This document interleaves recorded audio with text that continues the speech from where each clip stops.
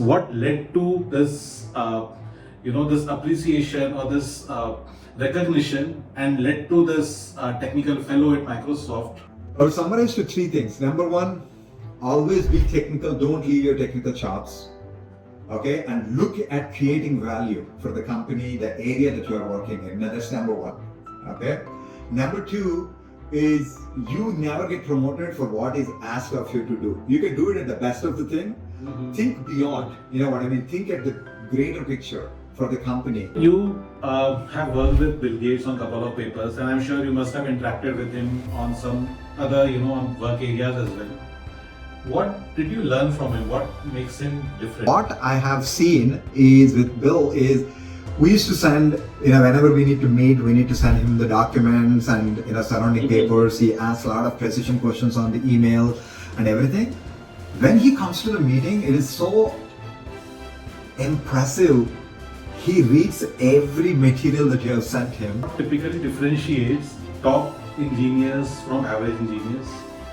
The technical depth at which you thought about the problem. And the best engineers have a very clear opinion on what is getting done.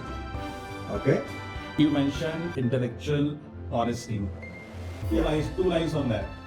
Intellectual honesty is about be very observant of who actually has created an innovation. When you first, when you worked with Satya, did you ever thought that this person will probably become a CEO of Microsoft? How he mediates, how he reads and comes prepared and all that, I told that this man is going to be a big guy. How is this different, being an engineer, being a core engineer versus being a people person? The biggest thing is that in a company because I worked in 21 years at Microsoft, I grew up there, okay? And many things as an engineer I was taking for granted at Microsoft. But whereas you come for a small company, that support is not there. How many hours you are putting in a week? If you want to advance your career, regular 40 hours a week doesn't cut it. Hello guys, welcome to another episode of Tech with Sukant. Today we have a very special guest with us, Jay Nanduri. He has spent almost 2 decades at Microsoft, started as a software engineer and then, grew to the level of distinguished engineer and then a fellow, and currently he is serving as a co-founder and CTO at Truveta. Welcome to our podcast, Jay. It is really a pleasure and an honor to have you. Yeah, thanks, Sukant. I think it'll be fun. Since our chat 3 weeks back, I look forward to this. Jay, tell me one thing. You spent almost 2 decades at Microsoft, right? Yeah. So, what does it take to become a distinguished engineer and then a fellow? I think I get this question quite a lot. I started, as you know, I started my journey way back in India. I did my engineering from Matrushri Engineering College in Hyderabad, which is affiliated with Usmania University, and later I did my master's at NIT Warangal, National Institute of Technology in Computer Science. So after that I worked for Ramco Systems, and one day through a friend's connection, I got a sudden call saying that, hey, do you want to come over to United States? Then we started having a conversation because at the time I was working on this OLE task force. I'll tell you why I'm telling you about this. OLE task force, I was working part of a OLE task force in Ramco Systems, and somebody heard about it and they started talking. At the time, actually, I was not really fully started working on OLE, but I was just reading up, and I was very interested at the time as the budding area of kind of distributed systems and things like that. Okay, I'm talking about way back in 95 now. Okay, so one thing led to another. I came here and I was working in Atlanta for a brief stint in an insurance company working on their rule engine and things like that. So then after that, I got a call from Microsoft Consulting Services, MCS, Okay. MCS was doing a project for Mirage Resorts, which is a big casino which owns 4 or 5 large casino properties. They were building a new reservation system for their upcoming bigger casino, which is Bellagio, and they were trying to build this system. So the Microsoft was looking for people to build that. So, and at the time, all along in India, when you're, you dream about working for something related to Microsoft or get connected. Yeah. And when I was told, hey, do you want to work for Microsoft Consulting Services, I was very excited. And of course, I was tense to do that interview, with Microsoft Consulting. It was a pretty grilling interview, but however, I was very happy that I was selected, and I worked for an year through MCS, and I worked for a lot of these MCS guys. There we were building a reservation system on the latest and greatest NT 3.51 that just was coming into the market, and Microsoft wanted to prove that, hey, through NT 51 you can build a large scale enterprise grade reservation system that can actually support millions of their visitors and everything. So that gave me a very good experience of how to think about these large scale systems. What are the things that we need to do? How exactly you handle the concurrency of the requests that are coming in? Because we used to do a lot of performance tests on being able to access this. Okay, if 100 customers are calling, I'm talking about at those days 100 requests per second is quite a lot. These days we talk about million requests per second, what I mean, on the web. But at the time it was pretty, because people are going to call in and they're going to make these reservations, and these agents are sitting and actually accessing the app. So it gave a very good idea, and I was working more in the back end on the data access, security aspects of the whole platform. So after a year, we kind of came to a point where we handed it over to kind of Mirage Resorts in a particular shape, and then at the time my manager, he was asking me, hey, you did pretty good. You should do a stint at Microsoft. You know what I mean? I think go apply for Microsoft in Redmond. Okay, and At that time, you were in India, or you were already in US? in here, US. I was, because this Mirage Resorts projects was from at Las Vegas in Nevada. Got it. Okay. Yeah. So, and then at the time, my wife was also having a trouble finding good positions in Las Vegas, because it's more a casino and gambling city. She's a power builder, some kind of a Oracle kind of a background, and we said, hey, Seattle will be great, and that's what our thing was. I landed in Seattle on January 1st, 1997. It was a snowy day, and it snowed for 2 feet, and I never drove in the snow, and me and my wife were driving on the freeway and looking at this, where did we come to? I know my wife was telling me, you were so passionate working for Microsoft. Okay, look at this. This is the snow we have to take. But apparently what I learned is it only snows once or twice like that in a year at Seattle. But that's when I started, really working in Microsoft as a junior kind of a software engineer. You know what I mean? I worked in, I started in security. Okay. And as you know, security is a very interesting area because the number one, you need to make sure that the applications are working properly, user is able to access, but also these other, we are building it through like a distributed system, and each system should be able to connect with each other, how exactly the wiring happens and everything. So it gave me a lot of in-depth understanding of how this object-to-object communication needs to happen, and how exactly user authentication needs to be taken care of and all that. So as part of it, I was pulled into this major project called Highlander at the time, which is to provide authentication and authorization for web server on a web scale for any resources, any secured resources on the website. So now we're talking about thousands, tens and thousands of requests, because at the time the internet revolution is getting up to speed, and and that's where I started working as an engineer. One thing, if I look at it, Microsoft is a phenomenal company when you are having good basics and you're able to do well and you're able to think well on your feet, your designs are good, and you are formulating an opinion of yourself, how an application, how a software needs to be designed, you get recognized very, very well. Okay. And I just moving, I used to get promoted very often in the initial days. Like every year, within a year, I used to get promoted to each levels.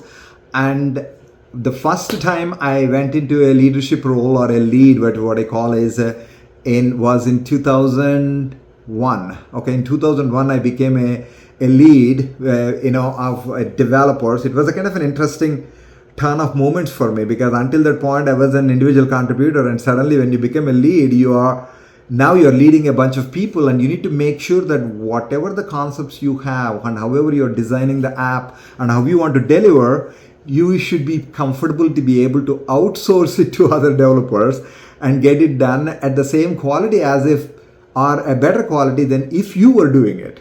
Okay, and being able to keep the people motivated. So it gave me a total different experience, and I really loved working with other individuals and being able to build on people's ideas and bring the teams together and being able to get this 1 + 1 = 3 or 4, they call it. That's the motion I was able to get started. But one thing I paid close attention to is that I always stayed close to the technology, and I coded as part of my job. Even typically what happens is when you become into a leadership role and our people leave coding and they become more managers, and that's what I believe has actually helped me in Microsoft, because Microsoft is a technology company. You know what I mean? The basic DNA is that you need to produce your individual contribution, your ideas are the one that carry you forward. Okay, so, and that was the kind of a critical kind of an early advice I got, is never leave your technical chops. So I kept at it, always looking through what are the advancements that are coming, how can you apply to your area, what is the way you can drive innovation, you know what I mean. And some of the ideas that I or my team was generating, we have filed a lot of patents, you know what I mean. The very good amount of IP was produced. And then I went into Maps, Maps which is Streets and Trips Map, which was a CD based product. And it was a phenomenal experience because Microsoft used to ship almost, tens of millions of these products. People used to drive them around, when you want to go from a place A to place B, that is the software you used. And then we took it to internet on Bing. So it was a phenomenal experience. And also, everybody will get opportunities, but you need to make the best use of it. You need to put your best effort and make sure that you have that individual contribution that makes you feel good. And that's what I say, that don't ever work for, I need to get promoted, but see if you are giving your best to that particular role. Are you able to create new value? And I think that's what I will tell. And also you need to be in a good company like Microsoft too, where it gets recognized and, in a good culture and everything. And that's what I'd say. And one last thing I'll tell is, in the end, in the life also, it matters being at the right place at the right time. I also think I was lucky in being right place at the right time and being able to grab that opportunity and work through, put your heart and soul into it. And that's what I would say. And I still remember when my manager walked into my office, it was a surprise to me and said, Jay, you are being promoted to technical fellow at Microsoft, because in Microsoft there's only tens of technical fellows. It's not, technical fellow is at the level of corporate vice president or something like that. And they said that because of the technical competency you show and your individual contribution, you are being promoted as though you manage large teams. We are giving you a technical fellow. You are getting promoted to technical fellow. That was the best day of my life. I think it is a surreal moment. You know what I mean? You feel so good. And and also you feel humbled with the company. You know what I mean? There are very few technical fellows at Microsoft, and sometimes when I look at it, oh my God, what did I do as compared to these people? But still, Humble, you're being too humble, I guess. so that's what it is. It's about being at the right place, work your, have your opinion. Don't leave a Yeah, technical yeah, chops, yeah, and make sure yeah. that you're creating that value day in and day out. That's what I will tell as helped me through. Thanks. So if you have to summarize, maybe in one or two lines, what led to this, this appreciation or this recognition, and led to this technical fellow at Microsoft, what would that be? So I would summarize to three things. Number one, always be technical. Don't leave your technical chops. Okay, and look at creating value for the company, the area that you are working in. Now that's number one. Okay. Number two is you never get promoted for what is asked of you to do. You can do it at the best of the thing.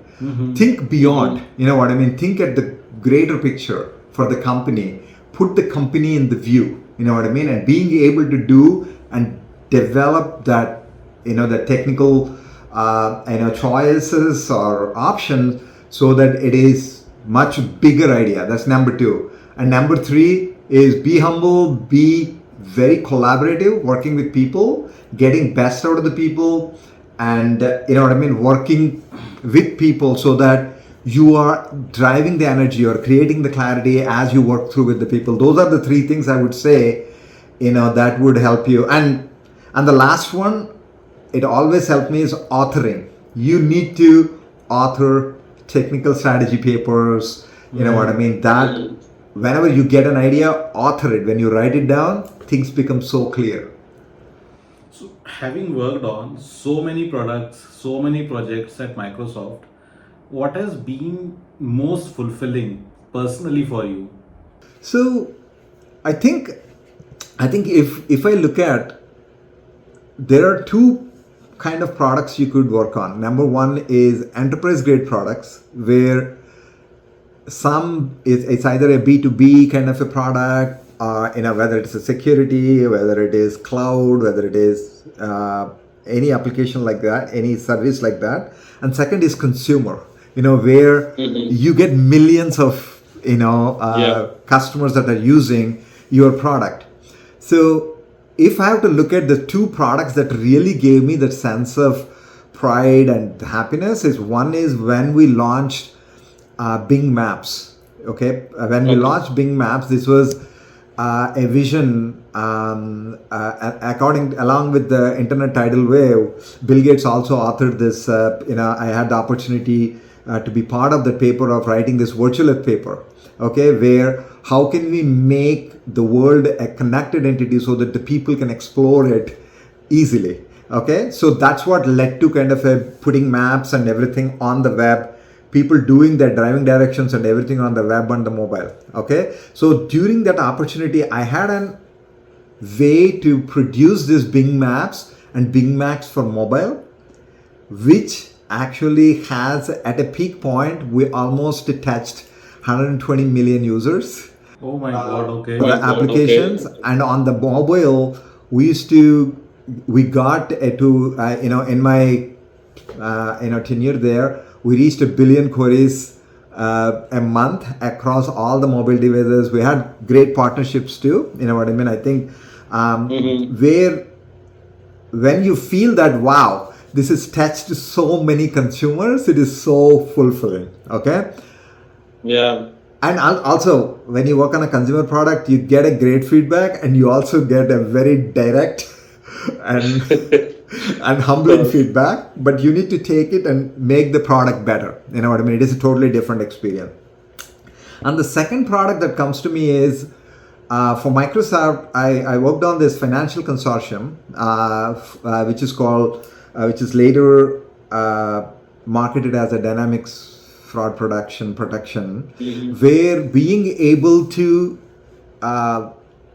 Microsoft offered these services, a consortium where you can take the transactions that are coming out of these enterprises or the e-commerce sites and actually bring them together, and you did your fraud or anti-money laundering modeling, the collective data the models that you create, the AI model that you create are much better. They beat an individual. Say if you have, I'm just taking an example, say you have a big website like a Walmart, okay, and Walmart has its own kind of a traffic, and you are doing your fraud modeling versus you have Walmart data, Amazon data, Microsoft data, and all the Apple data and everything, say you are putting together in a single place, of course in a de-identified way and things like that, and you actually look at the patterns on top of it. The fraud patterns you can catch much more quickly because fraudsters typically go from a site to site to site, or they attack in different ways. So that was the hypothesis, that kind of I wrote a paper on and actually I pushed for is, hey, a consortium of bringing this data together along with the Microsoft data, because Microsoft had 2.3 billion customers, including their Windows and everything, and get their patterns with the rest of the commerce customers and bring them together, and being able to produce, we were able to beat the existing benchmarks of the fraud detection by over hundreds of basis points. Okay, just by doing the models, and they're not complicated models too. We started very basic models, were able to beat quite a lot. With that, we are able to go to several banks, and we work with several major banks, and work with them on things like also anti-money laundering. How can we actually pull this data like this, use the same pattern, and being able to do for anti-money laundering, for looking at purchase order financing fraud and things like that. It was a phenomenal happiness, because when your hypothesis actually comes true, and also you are able to move the industry benchmarks forward, in a way that industry has not seen, it's very, very fulfilling. But however, I'll say one thing is, in that product, getting the customers, getting the traction took a longer time, because you need to convince, and people need to change their applications into this, but however, it was a very fulfilling application, because and we have actually taken this particular app, what we have done, into France Edelman Award. We were the runners up in the award. It was the models that we created, some of the Bellman's equation optimization principles that we have used were kind of a world class. And even today, I get pinged on the papers that I published at the time. People ask me, I get calls from different university students and things like that. And they ask me, hey, how did you do it? Can you talk a little bit? That's very fulfilling, because even after like 8 years of doing something, even today people look at it and say, hey, that was a very cool idea. Can you talk a little bit more about it? So those are the two things come to my mind. So of course, I did not talk about Truveta yet, but yeah. You mentioned a couple of times, writing few papers here and there. So for people typically think that, this is more of a, more of a luxury for bigger companies to write papers, have patents, all that in place. How do you suggest for a startup to maybe, get their patents or write some papers? If they are, how can they approach this? How can they get started with this? Yeah, I think the world has slightly changed, Sukant, here. Actually, if you look at early 2000s to now, the focus and the effort companies were putting on the patents actually has reduced. I'll tell you this, there are some, because earlier in the 2000s, if you look at Microsoft, Apple, IBM, and Qualcomm and everybody, they actually thrived on patents. I remember at Microsoft, whenever we start a new area, we used to have these things called forward patenting sessions, where a lot of think tank actually comes together, and we brainstorm for a couple days, and actually all the ideas, all the things that we can do, think 10 years ahead. Don't think for today or tomorrow, think 5-10 years ahead, and revolutionary ideas, you actually go and patent them. Okay, but the way, if you look at in the latest, and that's why if you see in the older patents, people were patenting everything, any small idea, and it has become a huge mess how people were pressing their patents on others and everything. Of course, there are companies made their wealth and their thing with all the patent portfolio they have. But recently, the focus has reduced. This is twofold. The reason is because the world is moving at a much faster pace. The technology is moving at a much faster pace, and also technology internationally is moving much faster pace. So even if you protected your patent in United States or in the country, you need to go protect it internationally. You know what I mean? So there are many things which is going to become much more expensive. And the third thing is, when you actually patent it, your idea is public in a way, if you look at, because patent office, you can look it up. So people now, and these days, because code and being able to reproduce has become so easy, people actually consider trade secrets versus patents. They still record their ideas and everything as a trade secrets. And when they actually, got the idea, recently we were having the same discussion for Truveta too. Early in Truveta, we have patents that we have filed, because the things that actually separate us from the rest of the healthcare tech industry, we have taken those 4 or 5 pivotal ideas, we have patented them. But we don't look at like a Microsoft that every great idea we go and patent, but we also look at, hey, which is we are going to keep as a trade secret, register when we had this idea, and have a good record of it, so that even if somebody, came back, when we hit big, and somebody is going to come back and say, hey, you infringed our patent, and we can go look it up and have a record of, hey, this was done so and so years back, it came from individuals. So so that's on the patents. And but however, when I'm talking about the publishing of the papers, benchmarking, and writing your idea for your company is very important, Sukant, because most of the people say that I have a great idea, and they go talk to 5 or 10 of their friends. Okay, this is the biggest. This is the biggest thing that I have observed.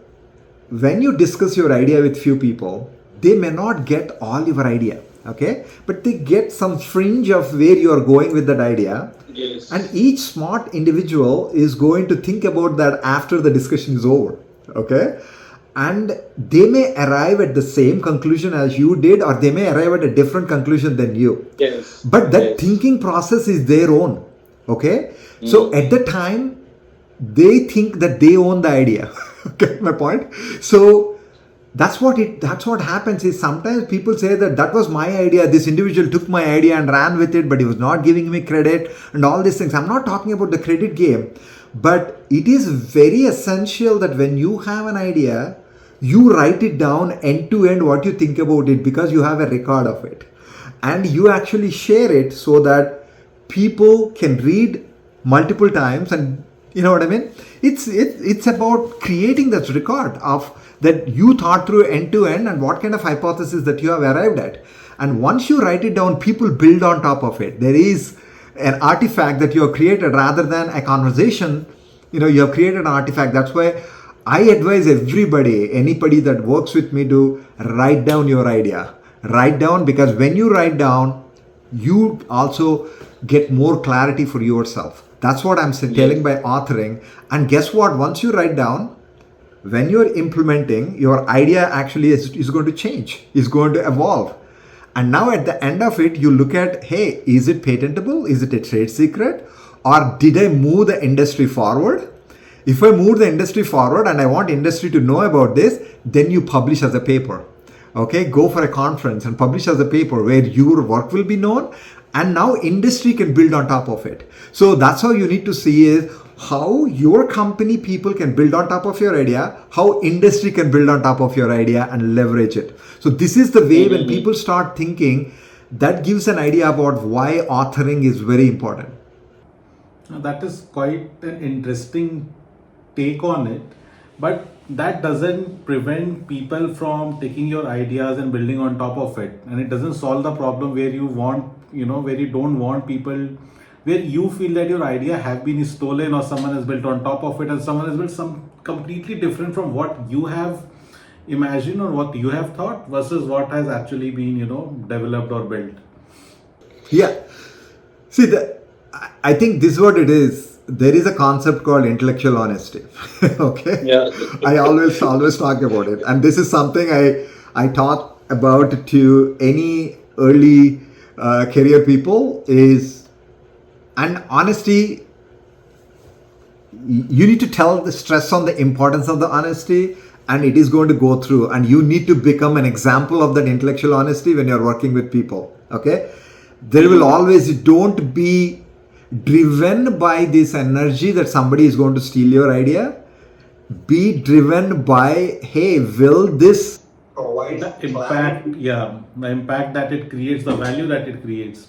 value it creates, the clarity that it creates. And when you are focused on that and you're not stressed more on that, there will always be, I'm not saying that, hey, somebody is not going to steal your idea or anything. That will happen. Okay.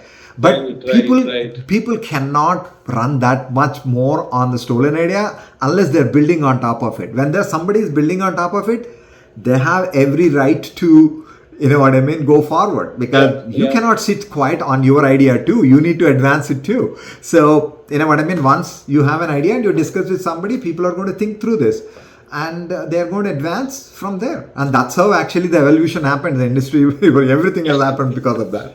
Most of the people are already quite obsessed with their ideas, right? And they don't care about, and they don't, give that much value to what you are thinking or what your ideas is, because for them, they're already obsessed with what they are thinking, the kind of impact that they want to create, right? And most of the time, nobody has time for others' ideas until it has proven, until it has, some kind of success in the market or some kind of adoption in the market. Nobody wants to chase that.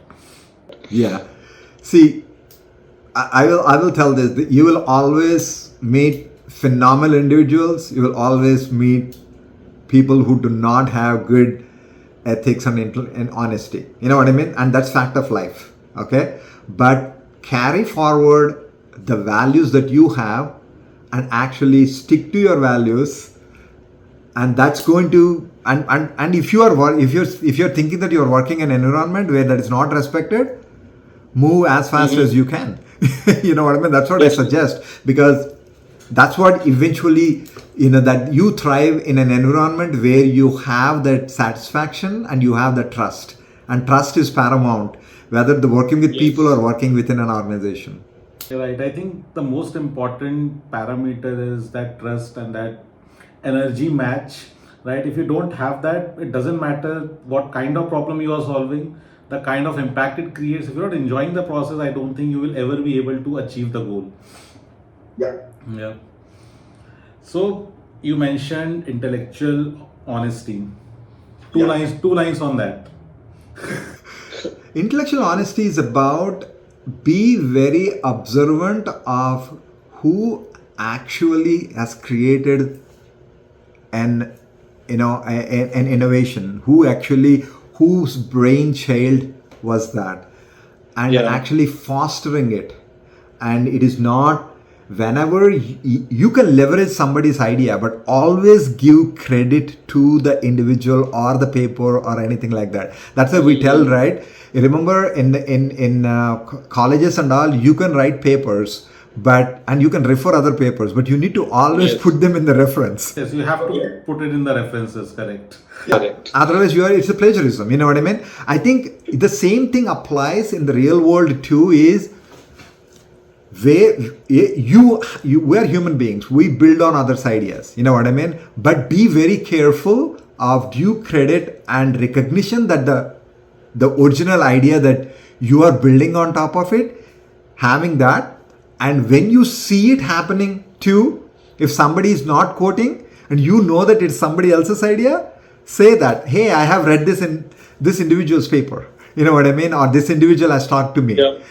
That's what it is. When you hold that bar for yourself, people around you also will hold. And that's exactly the society, right? The society actually looks at how we are holding up our, kind of an honest.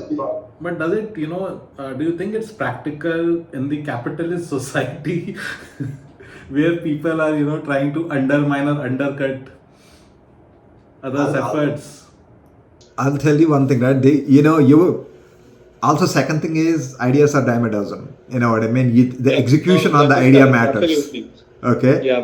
Idea. So, somebody should not just give an idea and sit on it and anybody is going to give credit or anything like that. You know what I mean? You need to execute at that fast pace too, so that you have artifacts supporting your innovation. Yes. It's not just a theory, it is actually proven and things like that. And when you are focusing on that, things will happen, Sukant, because I have seen people that get overly concerned about this and hide their idea until the point, because we are all They're human very beings. protective of that, so I think that is also very unhealthy. Getting too Because somebody else will get that idea, and at the time I had this idea 10 days back, then it doesn't matter. You know what I mean? Somebody else has actually talked about it. ideas are cheap, execution is the key, right? Jay, you have worked with Bill Gates on a couple of papers, and I'm sure you must have interacted with him on some other, on work areas as well. What did you learn from him? What makes him different? So, the first interaction, in this virtual earth thing, I know I'm not throwing big names here, but it was a phenomenal experience, because you always treat him up so high up, as that I remember, I know nowadays people take different names, but at the time, if in 2000s or 1995 somebody you asked, what is your dream, then he said, I want to shake hands with Bill Gates. You know what I mean? That's what people talk about, right? Yeah. Okay, so, and when you hold an individual at that kind of a place, you always have this inquisitiveness to see how they operate and everything. What I have seen is with Bill is, we used to send, whenever we need to meet, we need to send him the documents and, surrounding papers. He asks a lot of precision questions on the email and everything. When he comes to the meeting, it is so impressive. He reads every material that you have sent him, and he takes notes, and he has questions already written, and he thought through it, you know what I mean? And he has a very clear, he will make you realize how he's thinking about it, you know what I mean? And it is very energizing, Sukant, actually, if you look at, because I have come across execs who just look at the ideas in the meeting and on the whim they talk something, but he's a different person. I had the pleasure of also be with him in some forward patenting sessions, and how he actually builds on. He's very direct, and the place where he is, he has a phenomenal kind of an experience, how to think about competition and everything. It was, and in the end, when he sends, and the meeting is over and all, he sends his notes. They're so detailed. Okay. Whether I don't know whether he types himself or somebody types it for him, because he takes a lot of notes, and that I used to get mesmerized whenever in the first few meetings with him and all. Was, oh, wow, how does he process the information? Why, you know what I mean? And I was thinking, man, there are hundreds of teams like our team. How is he having time to read these many things and being so prepared? And that's exactly what makes somebody different, is you need to create the time and effort to put in to understand what people are trying to do in the company, and how to provide clarity, how exactly bring things together. He was so good.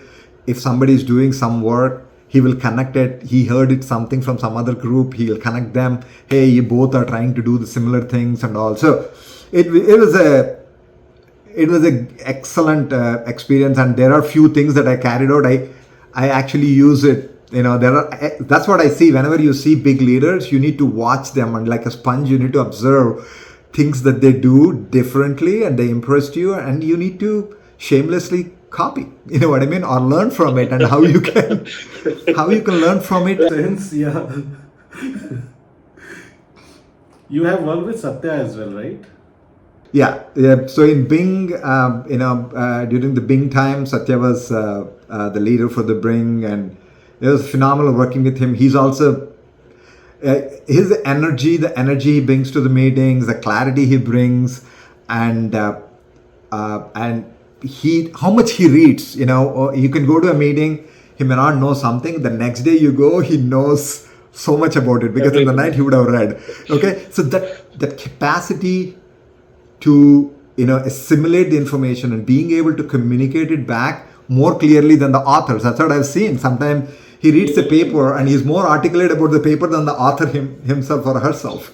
Okay, and also being very focused on the metrics in which you have to measure the success. You would ask, okay, how would I see we were making progress? Whether it's a life study, the meeting we are driving, or a product meeting, or any strategy or anything. What are the metrics that we need to see? What is the graph I need to see going up? So is it, I'll tell you this. I also worked with Chilu.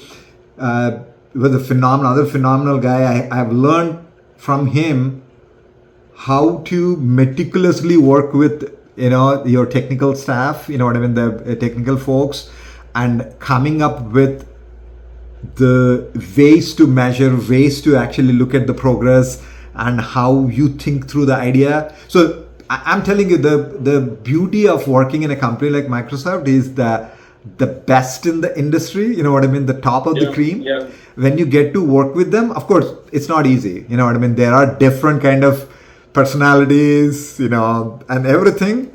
But in the end, when you are in the learning mode, those things won't distract you. People may be a little arrogant, people may be a little, curt and things like that. But in the end, you need to be in the learning mode. Hey, what am I learning out of this conversation? What am I learning in this 15 minutes that I'm going to carry forward for my life? Right. So when you first, when you worked with Satya, was there any, when you look back, did you ever thought that this person will probably become a CEO of Microsoft in future? Okay, I know I'm saying in a big meet, but I will tell you this. After we worked with few years on Bing, Satya was taken a president of cloud and enterprise. Yeah. Okay, and at the time, I told my wife, okay, this individual is so phenomenal in creating clarity, articulate how he drives this complex driving this technical staff at Microsoft who have their own opinions is very tough. Okay, and how Everybody is so opinionated. Everybody is so right. You're working with the top brains in the world. So yeah, I can imagine that. how he mediates, how he reads and comes prepared and all that. I told that this man is going to be a big guy. I will not, of course, I never predicted this way, but I said that I will not be surprised he'll be CEO of Microsoft. I said this to my wife when Satya becomes CEO. She said, "Oh, you told this that he will." So Tested this. So mostly IC role, then mostly you worked as an engineer, and now you are the CTO at Truveta. How is this different, being an engineer, being a core engineer versus being a people person? Obviously, you are a techie right now as well, but how is this different? So this is the biggest thing. If I look at, I need to tell a little bit about my journey. Everybody asks me, why did I come into Truveta? You've been a tech fellow, you are paid very well at Microsoft. What led you to Truveta? I will talk about that a little bit too. Next question. What? The biggest thing is that in a company because I worked in 21 years at Microsoft, I grew up there, okay? And many things as an engineer I was taking for granted at Microsoft. There is security in place, there are developer tools in place, somebody has done all this due diligence, and there is so much of lot of gatekeeping, right? Yeah. all that infrastructure is there for you that you just need to come up with ideas and chug along. But whereas you come for a small company, that support is not there. You have to think through what is the security. You need to think about what is your IT infrastructure. You need to think about how it's going to get deployed, how is it going to be supported, how would the customer call me back. You know what I mean? So you need to think about all these things. The things that you take it for granted in a big, large organization, nothing is here. I remember in the first week of my, starting at Truveta with few other engineers, we talked about, hey, what kind of a laptops we are going to buy? What is our, what is the environment that we are going to work on? Which probably had been a third world problem for you, back in Microsoft. Exactly. And at some point I thought, man, it's going to take us a long time to establish all these things. So It gave me scare. But however, when I look back, it's phenomenal, because those decisions, that some of the decisions that we made, it's not that we made the correct decisions on the day one and I had this, blah blah blah, whatever it is, but how we built on top of the idea. How do you start nimble? Because you need to always, in a startup, you always need to make your decisions for the speed, for agility. You know what I mean? You may not make the right decision at the get-go, but you should be able to change it. What is your change process looks like? You know what I mean? Those are the kind of things that you need to pay attention to. And as an engineer, that is the major difference. For example, we want to use open source. Okay, which open source use? What is the licensing? Blah, blah, blah. What are the issues in it? In Microsoft, there are so many forums you can ask and people will tell you, oh, don't use this, don't. But here you need to do all by yourself. Okay, for an engineer, it is very different. But it is fulfilling. When you make the decision, it is fulfilling. And you would have made some wrong decisions also, and you would correct from this. It's also fulfilling because you have learned from it and you are making your decision. Don't ever run away from your decision. Always be able to say, okay, that was my decision. I made a mistake. Okay, now I realize this. I mess, I'll clean it. Yeah. So that's the biggest thing I look at. And second one is, in Microsoft, in companies, I just don't want anybody who's working in big companies, there will be certain inclination for the organization to use certain kind of a stack or, kind of a SDK and things like that, say, for example, but whereas being in a small company, we are looking at what is the best technology for the thing that we are trying to achieve. Our goal is more on our vision and mission, and how can we achieve towards that fast? How can I achieve that goal? And now every technology on the planet Earth is at our disposal. I don't need to only look for a limited things that came from my organization that I need to use it or extend. And that's also very, it's very good, but also sometimes nerve-wracking, because you need to learn everything by yourself. It's oh man, I wish there are known things that the hackers are going to exploit. How are we going to do it? Because we were dealing with the most pristine and sensitive and secure data in this at Truveta. So, but those decisions we made, we have not made, there are many places we have not made a best decision on the get-go, but we were able to learn, we were able to iterate fast. And that's the agility as an engineer you need to have. If you are somebody who want to come at 8 in the work and go back by 5 and you don't want to carry anything, I want to have there are some people are very good at that. You know what I mean? You give them a task and you give them what exactly they need to do. They will do it better than anybody else. Okay?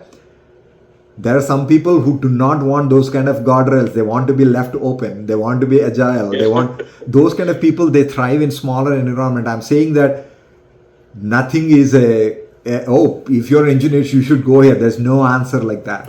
And one has to decide for himself where he or she is enjoying the most, where she is getting that fulfillment from the job. What typically differentiates top engineers from average engineers? So the two things I will tell you. Number one, the technical depth at which you thought about the problem. Okay. Mm-hmm. And the best engineers have a very clear opinion on what is getting done. Okay. Okay. That's the major. The not strong engineers, they are wavery. You know what I mean? They cannot hold an opinion because they do not have the depth. They have not done their whole homework. You know what I mean? Why they are doing this? They have not checked what is available. Okay, what am I writing is the best line of code that I can write. If you have not done the diligence, you have not done the depth analysis on what you're doing, and you did not formulate your opinion, that's what differentiates, okay, between these two. And the third thing, of course, which matters a lot, is how well are you working with others? I'm telling you that. Yeah, very important, extremely important. Extremely important, okay? There are some phenomenal engineers that we had to part ways who cannot work well with others. You know what I mean? Because they are draining energy from somewhere else. Because in the end, any individual, they need to look at this. When I'm having a conversation, am I a plus to their energy or a negative to their energy? Okay, because I always say this, right? Somebody asked me, what is the way you schedule your meetings? Because I generally know, based on the topics, that I am going to derive a lot of energy from this discussion. I'm going to drain energy from this discussion. I balance so that I have equal. I don't want to have a whole day of draining discussion. So in the same way, people need to look at, when I'm having a conversation with somebody, am I giving them energy? Am I draining their energy? Okay, this is the major thing. So that's why in my conversations, whenever I'm having with somebody, I make sure that I balance that out. Is I give them energy, they walk away with more energy. Of course, there are some difficult conversations where you need to drain energy of their energy, but you know what I mean? But still, you need to be a net positive on every individual. If you carry that attitude, it is going to be very good. Hey, in the last meeting I had, did I add, what is the value I added? You know what I mean? Did I make him talk? Yeah, there might be, certain people, for you, they might be a +2 in terms of adding energy. But for everybody else, they might be a -2. How? So think about this way: is your direct or an individual contributor that's coming and asking you and things like that, there always you need to impart energy. You know what I mean? That's what I'm saying. Is the way you work with your peers and directs is a little different than the way you work with in your organization individual contributors, because always you need to drive clarity for them. You need to see from what you are thinking and what you think, because at your level, at your position, you know what is the vision, what is the direction that you're going, and you need to have a little bit of a checks and balance. Are they in the same direction? Because organization, if everybody is heading towards the same direction, it is like tug of war, right? If everybody pulling in different directions, you'll never win it. You need to win in, your vector has to be in the direction where you want to go, the resulting vector. So that's what you need to, and you need to correct them in a very clarified way. Even if sometimes you see that they are going 180 degrees other direction, but you need to give rationale, you need to give, impart energy. But whereas when it comes to your directs or when it comes to your peers and everything, it is about defining that clarity, defining that direction where you need to be, listen to them, where exactly they want to go. Sometimes I could be wrong. They have better idea, collectively come up with a good direction. You know what I mean? I'm not saying there are some great individual contributors that came and said that, Jay, here we are not doing properly. I think we should go here. Then I said, awesome. I love this idea. Can you write me a 1-pager? Send it to me, your manager and me, because in a way, I want to carry forward your area, because that's the way imparting that energy, and quote that in a meeting that, okay, this individual has sent this paper, which is a great idea. So it drives the energy, and also I have taught him something that, hey, writing down 1-pager. Sometimes people come with not very clear idea. I say that, why don't you write it down? I would love to read it. And they come back and say, oh, my idea is not fully fleshed out. I'm not able to define this in the second page. And I said, yeah. You also get more clarity on that, right? If you're not able to write what you are thinking, I think it's still unfinished. Yeah. Going back, talking about, what led to, starting Truveta. You were in a very comfortable role, right? Almost very comfortable, at top of your game. Why did you, what led to all this hustle and all this, challenge all over again? Okay, so this is a very personal and interesting decision for me. I'll tell you. When I started in Microsoft, I thought that I'll retire at Microsoft. Okay, so and I never but however, I always used to, once in a while, when I see these startups, when somebody make it big and everything, I saw that, hey, Microsoft is already at a good position and you're growing it from there. What is like growing something from a zero to that? I always had that kind of an inquisitiveness. But however, I know that what are my limitations are and things like that. Initially, I came on and a visa, and you know what I mean. And when you want to start a company, at least you need to be a green card holder or a citizenship that it does have its own time that it takes. You know what I mean? So, but at the time I was enjoying and growing so much at Microsoft. I never looked back. I never thought that, hey, I would do something different. But there is something that I've seen in Microsoft is when you have a big idea and everything, because Microsoft has to leave certain parts of ecosystem to other people to thrive. Your over ISV system to thrive and everything. Microsoft never does last mile. You know what I mean? Of an application or a platform, right. anything. So sometimes your hands itch to do the last mile. Oh my God. Actually, our vision was to do this, but ISV is doing in a different direction. How can we do the last mile? So I used to have that little bit of which, oh man, we delivered this platform, but I wish somebody did like this. You know what I mean? We used to create sample apps and all, but still ISVs have their own reason why they were building apps that way. So always had this itch that I did not do last mile. And like anybody else, our family had also had a fair share of health issues and things like that. One thing that was much bigger was in 2019 when my dad moved from India to US. Within 2 months he got diagnosed with cancer, very aggressive form of cancer. Okay, so at the time, his treatment started in California, and we brought him to Washington, and we were getting him treated here. And all his tests and imaging and everything was done there. It was such a hard thing to bring them over to another hospital. I saw how hard it is, because being a technology person, I said that, man, this should be 1 second thing. Why it is taking so long? Second thing is, he had his pathology, slides, they call it, where they take a part of the body, they put it in a thing, and it was so hard for the pathology thing to bring it to the new the hospital that we are registering here, which is Fred Hutch and UW, that's where he was getting, University of Washington was getting treated. I had to personally go and carry it in the flight and bring the slides here. And I was thinking, man, in the technology era, we were in 2019, so I was thinking, man, I want to do something in healthcare. We need to make this faster. But I did not know all the things, HIPAA, there's a lot of compliance and everything surrounding it, but I had that passion.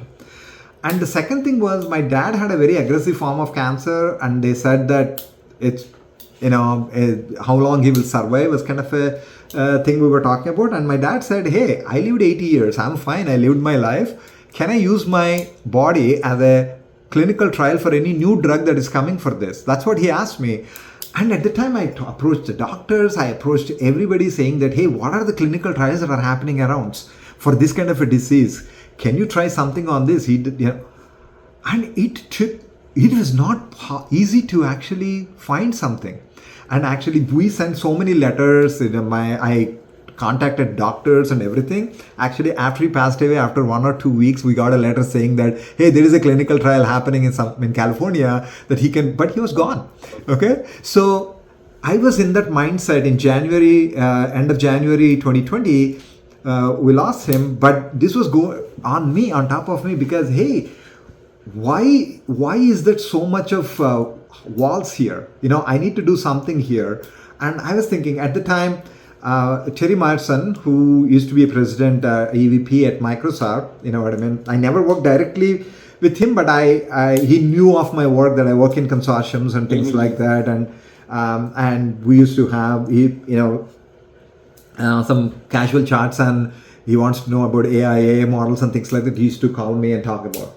So he pinged me end of March 2020, and he said, Jay, he left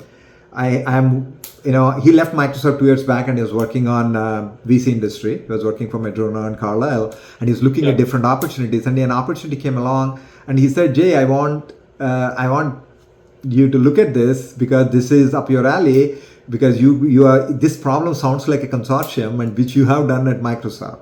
Then actually I went and talked to him. We looked through a lot of stuff, and I realized very quickly it is actually a consortium of healthcare data, which is Truveta is. And initially I was thinking, hey, I will have a conflict of interest, because I'm building consortium platform for Microsoft, and if I have to build it, and so that I would definitely help. And we were having these conversations and everything. But one thing led to another. I I grew so much interest because of the mental state I was in, that I want to do something in the healthcare, and I will be able to do this last mile of research that happens in the healthcare. And we came up with a phenomenal vision statement, saving lives with data.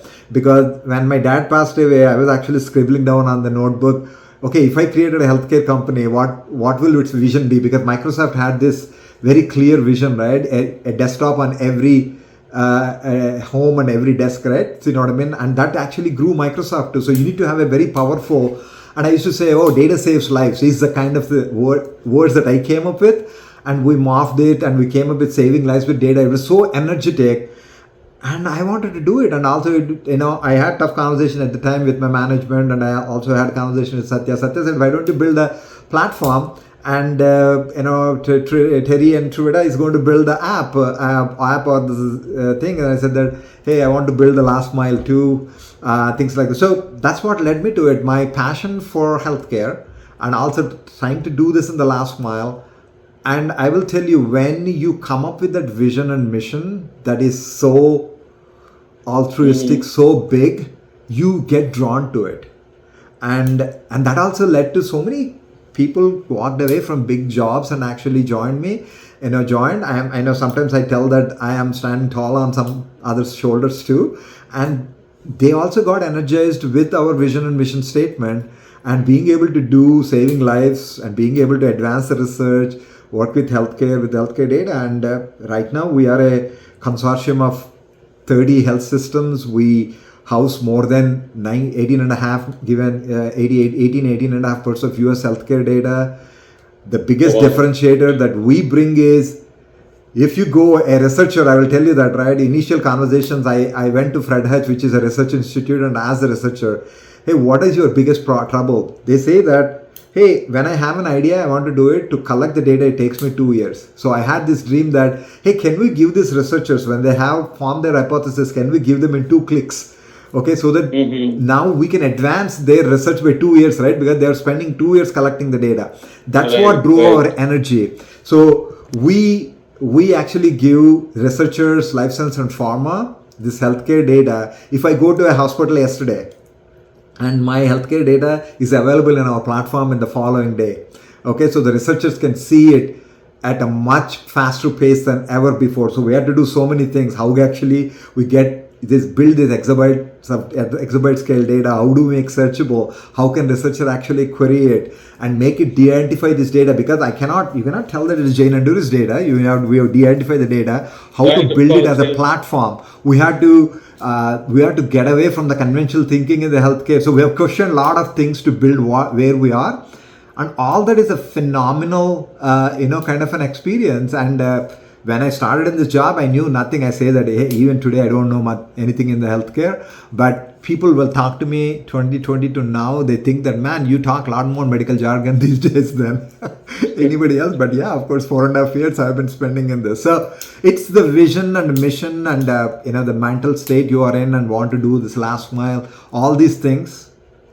And people ask me another question. I'll ask, would you do it again from what you know? I will absolutely do it. Again, something like this, because it has stretched me, it has grown me different ways that I have not thought before.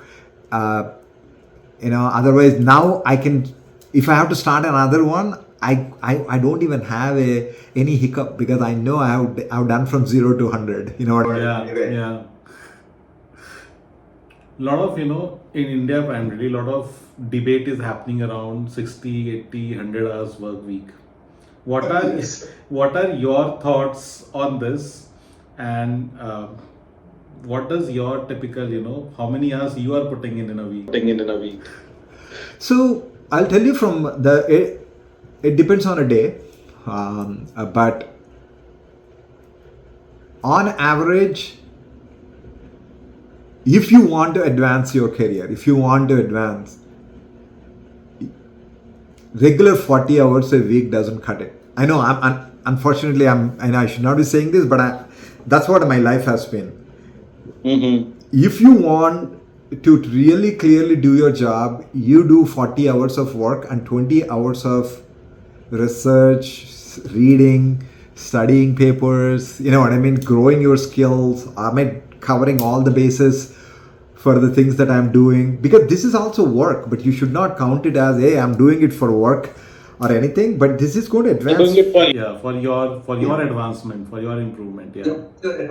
So in that way, I would say, anybody ask me, I'd say that my work week typically is 60 plus hours. I say that because that's a minimum that you need to keep, you need to put in, because that's what actually, in the end, you need to differentiate yourself. You need to see why you are able to think about the problem deeper and differently than others.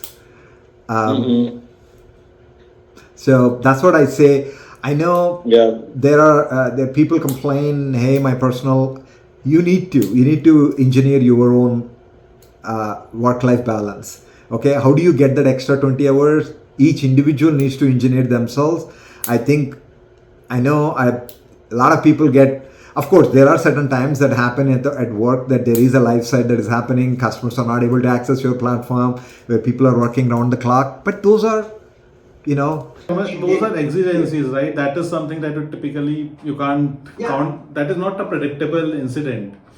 Yeah, so that's why those things happen. But on an average basis, I think I say that put 40 hours work for the work, you know what I mean, producing the output for the, and 20 hours for doing your work and learning yourself, that you can apply better skills at work.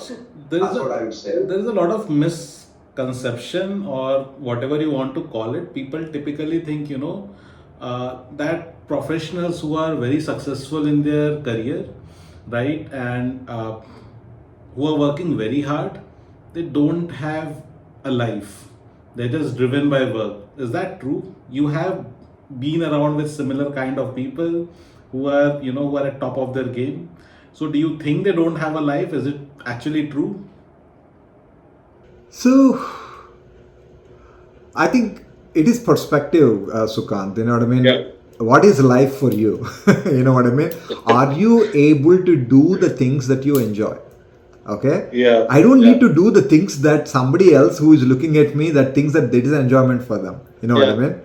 Right? So are you able to spend time? I know there were times when my kids were growing up, you know what I mean, and things like that. I wish that, man, I would have spent, I still remember I did my MBA from Wharton. At the time, I had to travel to Wharton, San Francisco campus in the weekend, and for that I need to work, and I had work also, and I had to spend there. I still remember I used to feel that pinch. I'm not able to spend enough time with the family, kids. We could not go to the vacations and things like that. But those kind of spurts that you will happen where you are investing in yourself. Okay, so in your life, I always say that life always goes through invest and reap cycles. In the invest cycle, you're spending more time, and you take that what you've invested and you go and reap at the time you are spending more time in your life. You know what I mean? Other what you call life. You know what I mean? That's what we need to look at. Carry a good perspective. Don't think, these days, I know I sound my age now. These days people are so, in Instagrams and Facebooks and everything, looking at what others are enjoying, what others are doing. I think these are two different, I would say, how do you call it? Two different segments of people, and both of them thinks that the other part is, or the other segment is a loser, right? So Yeah. There is, one need to define what is enjoyment for them, and they need to spend the time every week to do that. You know what I mean? At least me and my wife, we are very careful of, okay, how much exercise that we need to get, how much family time we need to spend, and things like that. You know what I mean? You need to have those kind of a few of those things. But I bet there are friends of mine, they think I don't have life because I don't go to bars and I don't go to all these things, and you know what I mean? But that's not the life that's what I look at. I'm a more inward looking person. I pray, I read Vedas and things like that. Those are my enjoyment. You know what I mean? I'm learning Vedas. Those are the kind of things that I enjoy. You know what I mean? Which take you in a, do meditation. I do a lot of meditation. I do a lot of, prayer services. I have a guru. Those are the kind of things I enjoy. So enjoyment is once It's very individual. personal, right? Yeah. So, yeah. I think what everybody is aspiring for is that peace and fulfillment. Whatever is leading to that is life, for that person. Yeah. It has been crazy, right? So we are hearing here and there that recently TCS laid off 12,000 employees. We recently had certain news from Microsoft as well. They laid off around 9,000 employees. So every few days we are getting that AI is leading to a lot of layoffs. What is actually happening? Is it actually AI, or there is just a cover up, and just an excuse for companies to lay off people? Okay. Yes, just yesterday at our company, I was giving a little bit of a presentation about this, and so think about this. Look from industrial revolution time frame. Okay, there are certain movements that happen in the industry where the reconfiguration of workforce happens. For example, go way back. There were people going from place A to place B on horse buggies. Okay, there were so many people who were riding these horse buggies. Okay, cars came along. Everybody was worried that now these people who ride these horse buggies, now they are out of their jobs. Okay, but what happened? It led to it needed a lot of car drivers, car mechanics, So it reconfigured the overall ecosystem with a better thing. Now I'll give a latest example, right? Look at what happened with the Uber, in the carrying the same theme. What happened previously, we used to have a lot of taxi services and everything. And then came along this Ubers and Lyft kind of a paradigm where people are able to, like a mechanical Turk, you are able to actually spend few hours and actually use your car and able to get some revenue, money for yourself. And people thought that these Ubers and Lyfts are going to, all the taxi people are going to lose their jobs. What are they going to do? But look at how much it has created a revolution, right? The people that were not using taxis before are using Ubers and Lyfts. So it reconfigured the overall ecosystem. The same thing will happen when mainframes came to more distributed system PCs. People were worried about what happens to mainframe developers. Okay, when internet era came along, people were worried about what is going to happen for all these people who are running these billboard ads and everything, because the ads are coming through internet. Okay, and if you look at when cloud came along, it's just, we are in the same thing. Every 10 years in technology, there is a wave that comes which reconfigures the technology. Okay, it's a better way to do, and I think AI is on the path to do that. I would say that there will be some jobs eliminated, but it creates more jobs too. What I mean? If somebody is sitting complacent in their role and think that my job should not go away, I'm going to hold my chair fast. No, it's not going to happen. You need to change. These are reconfiguration. At the reconfiguration, you need to reconfigure yourself. Okay. That's why I tell any new engineer that is joining in our company that, hey, what I was expecting of an entry-level developer has changed significantly in the last 3 years. Yeah. Okay? Yes, absolutely. The amount of output I expected 3 years back from somebody is much higher now because we are giving them this AI tools where they can code faster. Okay? And I need an engineer who actually takes that force multiplier. Hey, I can code, I can let these tools come and actually develop code, but I want engineers to own the code what is produced by AI tool, because in the end you own the component. You know what I mean? It is not, I don't know, I got it from AI tool and I put it in the code, I don't know why it is failing. You cannot say that. As a developer, you own it. Yeah. So an engineer that is agile to be able to learn this and actually adjust, he's going to produce a lot more than an engineer 3 years back. Okay, so this reconfiguration happened. Okay, and because of which, but in this reconfiguration, there are more jobs that are created. People require prompt engineers. People require a lot of AI modeling. You know what I mean? There are a lot of agentic evolution that is happening. All the applications and everything is going to be reconfigured for the new wave. Okay, so there are new jobs. It is only, I feel we are at the place where it is picking up, and there is a lot of area under the curve that needs to go back and actually reconfigure themselves. Until that time, this stress happens. I feel this is all but natural. You know what I mean? That there is a developer is 10 times more productive with this new tool set than where they were. Okay, so any company would need less number of developers, but they may need less number of developers, but there are other functions that the companies need. Yes. Okay, so you need to reconfigure where exactly my specialization is. Look at that, and you need to advance, and that's the It only might one. lead to some intermittent disruptions for people. Once they align themselves, once they fit themselves. But I think in few years, it will be fine. It'll be fine. I know people are worried about AGI. I know AGI is something. That was my next question. Yeah, AGI is going to, because where the machines can think like humans and do everything, right? I know Sam Altman and these great guys I feel at least we are 5 years away from. Tell me one thing, Jay.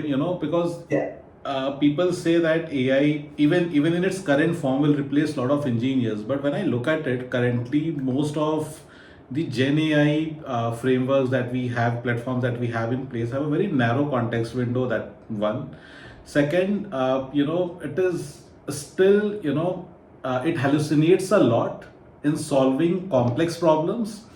It does a good job in doing all the grunt work of writing, skeleton code, stuff like that, but solving complex problems, or writing complex business logics, there is a lot of hallucination. And whenever whatever you ask the AI, it never says no. It will start moving in that direction. It might be wrong, it might be right, but it doesn't care about it. And I think So this is in the end, it is these models have a cognitive core that has been trained on enormous amount of data where a single human or a single machine cannot ever do it. Yeah. Okay, but however, the model only knows or interprets from whatever the data that it is trained on. Okay, for example, in healthcare, I'll take Truveta example, right? It knows all the literature, all the textbooks and everything. Okay, but if you want to know a specific patient journey, which is only in the electronic health record of the patient or anything, you never take this and actually ingest into any large language model because of the sensitivities and everything. Okay, Yes. so you need to have this corpus of knowledge you always have. There are techniques like RAG, you can do retrieval augmentation to be able to actually go to your knowledge first and actually use the generative being able to convert into the form in which you want the output to be. You know what I mean? That is the way you could. But if you see that you're doing very often and any prompt that you give is not returning back the results for your domain specification or anything, you can continue to fine tune. So there are many ways you can adapt to be able this cognitive core to behave more close to what you're doing. But that's all work that somebody needs to do. If you are creating for a specific domain, that domain specialization that you need to do, you need to adapt these kind of techniques. And there are some point of time you need to look at it. Hey, for my work that I need to do I need a GPT-4o model, which is trillion parameter model? Do I need it? Okay. And do I need to pay high cost for that every request? Because I need to survive. I need to have a gross margin on my business. So at that time, you need to see, hey, what is the smallest smart cognitive core or the parameters that I need that can solve my problem in a acceptable way? And you need to go for that. If I can solve a problem in a 1/1,000,000th of a cent, why would I go call a service which takes 20 cents a request? At the time, I need to charge my customer at least a 30% margin or a 100% margin, then you need to charge more. But somebody who's doing with a small model, it's a 1/1,000,000th of a cent, they can charge a 1 cent and they can outpace you. So these are the kind of things that will come in is how much specialization that you need to do, how deep your domain is. For your domain, can you create a smaller model that is going to encapsulate this cognitive core better for your problem space. So these are the things that actually I know. I'm writing I wanted to talk about that. You know that your book, we talk about a lot Agentic about AI, right? agentic AI. I used I'm writing a book on agentic AI, and book name is Agentic AI Unleashed through BPB Publishers, because I have this. Always had a dream to have a book that is used as a coursework. So that's why we're more in schools or anything like that. So more tailoring to that kind of a kind of an audience. So, but going through systematically through this revolution, how exactly cognitive course work, what exactly happened, how you need to write your agents and things like that. So this is the main fundamental thing. You, for the app that you need to write, you need to see what level of functionality you need, okay?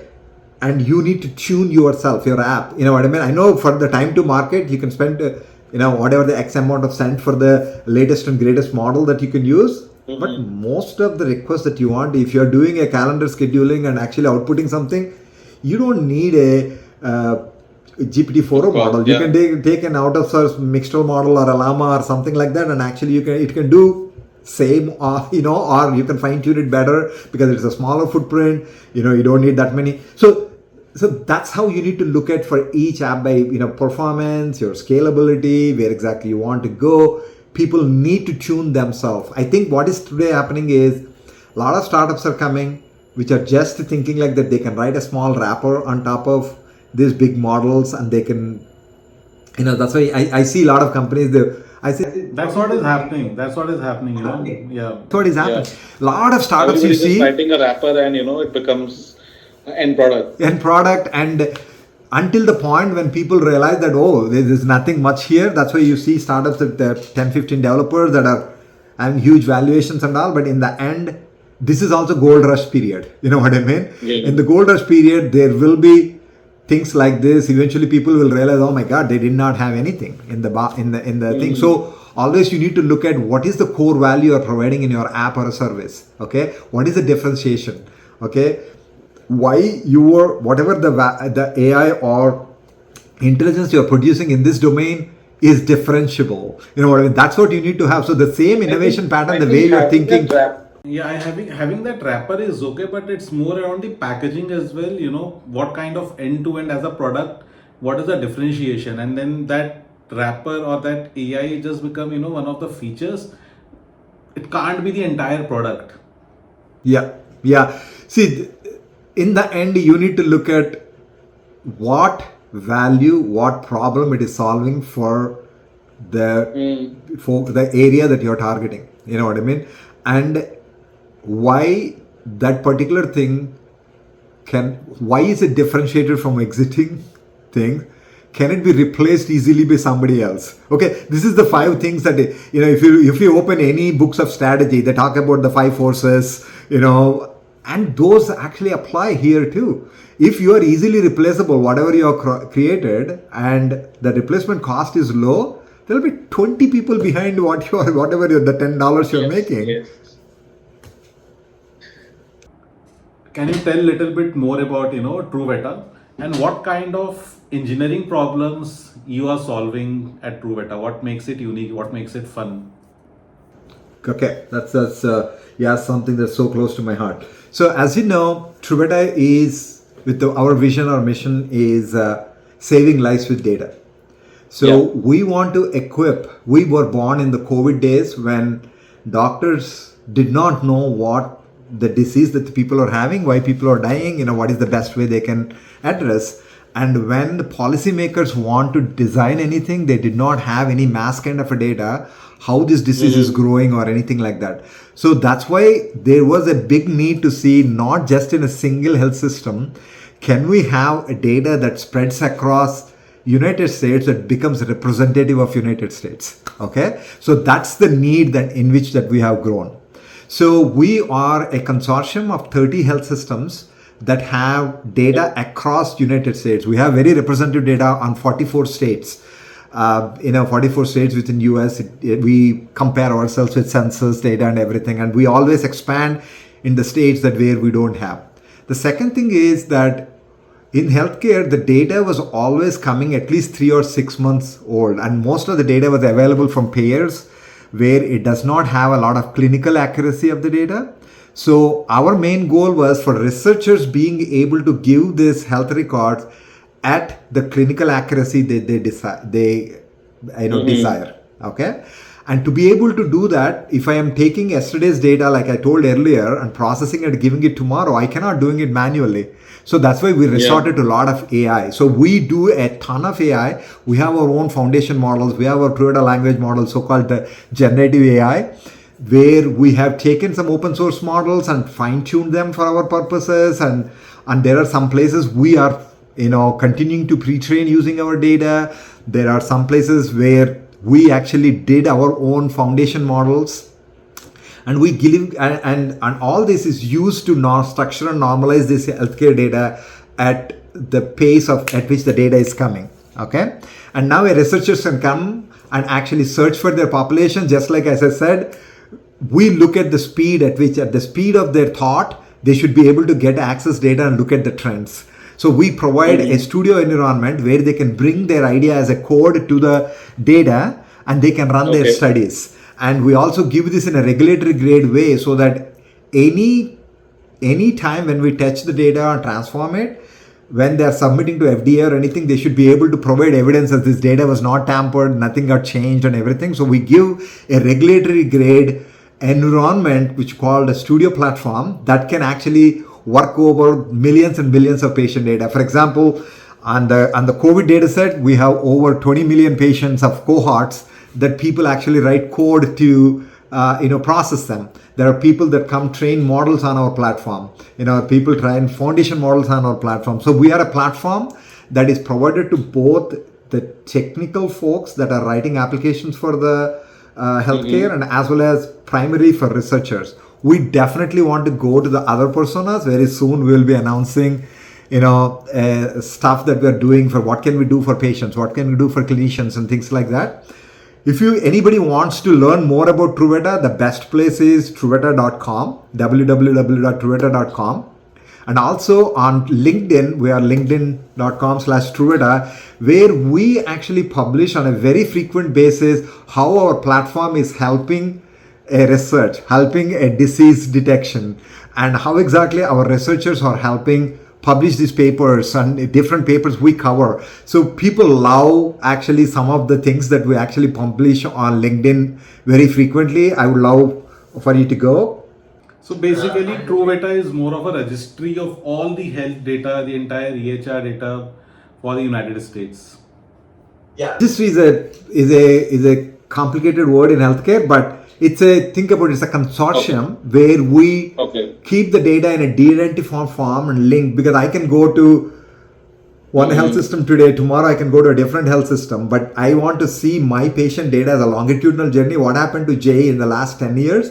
Then I need to go to multiple hospital systems and actually bring my patient journey, right? Why exactly this happened? Did he use any medication that is the side effect of what is Jay seeing today? Those are the kind of things becomes more visible when you're able to take disparate data sources and link the patient and actually bring the data together. We also bring claims data. I know it's a very claims data which is payers have, which only knows about whenever you got charged, they have a record of it. So regardless of which hospital system we go, so that it forms as a skeleton of the patient journey, and then we fill the EHR data with all the rest of the information. So we use a lot of techniques like this, how exactly we bring the data together and we de-identify as a platform. Even if you want to pull out 1,000 patients or 10,000 patients or 1 million patients, we can de-identify on the fly, which is one of the very kind of a nifty, cool. Anybody can pull this data, anybody can register and get the data, or do they need to have any, special registration or any kind of we sell to, today we work with a lot of life science companies, pharma companies and research companies, academic medical centers, hospitals, and everybody, they register, they subscribe to our platform and they subscribe to a therapeutic area, for example, diabetes, or cardiovascular, and actually, and they can do any research on those kind of areas. I know how to subscribe and everything is all on the website too. And, Got it. and last but not the least, I think the second thing is on my LinkedIn thing, I have written a lot of posts of our AI journey, because a lot of people ask me, how did Truveta went ahead with this? How did you learn? So if you look at in the last 3-4 years, I have published several papers, a series of papers, articles on our journey through it. And I think if people or anybody on this call who is watching this is interested, they can go to my LinkedIn, Jay Nanduri, and actually look through my articles. And I covered it a great detail. Many people actually look at them and actually call me for advice and things like that. So that's the thing. And last but not the least, I think look out for the book, Agentic AI Unleashed from BPB very soon in the next couple of months. And there I am more capturing all the learning that I have, how an engineer straight out of the college or anybody can take it and build this AI end to end, being able to build fine-tune RAG or any kind of building agents. How can I build the overall application? What are the things that I need to look at? Kind of give that overall sense for this agentic AI revolution that we are having. Got it. And if anybody wants to join Truveta, how and where can they apply?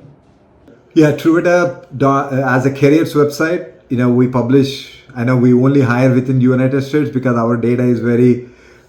We are healthcare data, so we hire within US. So anybody's interested, our career website has several job openings. So anybody who has interest or passionate about this area, happy to hear from them.